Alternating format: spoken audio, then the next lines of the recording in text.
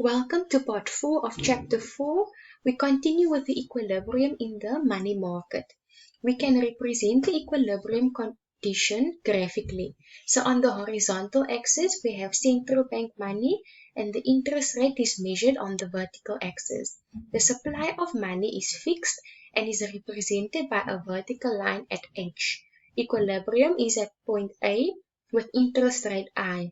The equilibrium interest rate is such that the supply of central bank money is equal to the demand for central bank money.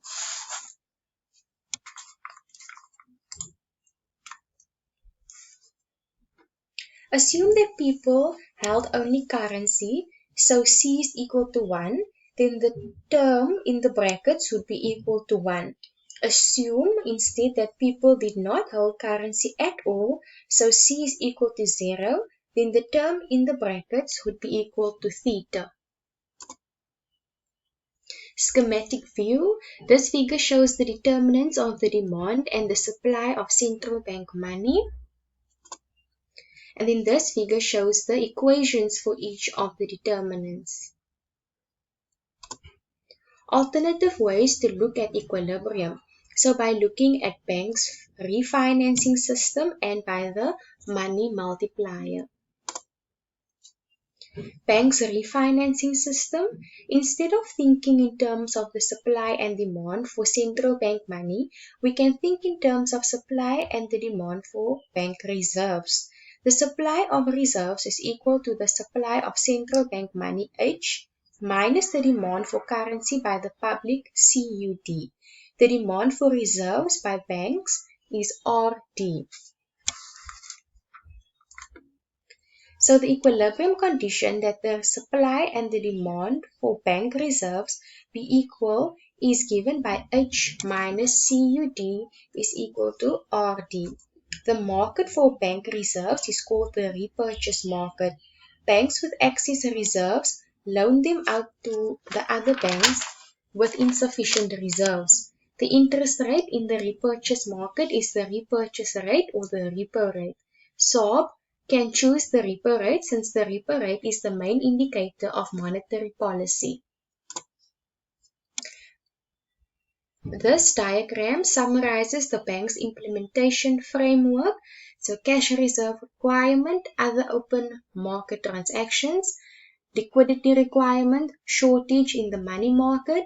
The central bank provides liquidity at the repo rate and banks adjust the interest rates according to changes in the repo rate. The money multiplier, so 1 over C plus theta 1 minus C is the money multiplier. Note that because the term C plus theta 1 minus C is less than 1, its inverse 1 over C plus theta 1 minus C is greater than 1.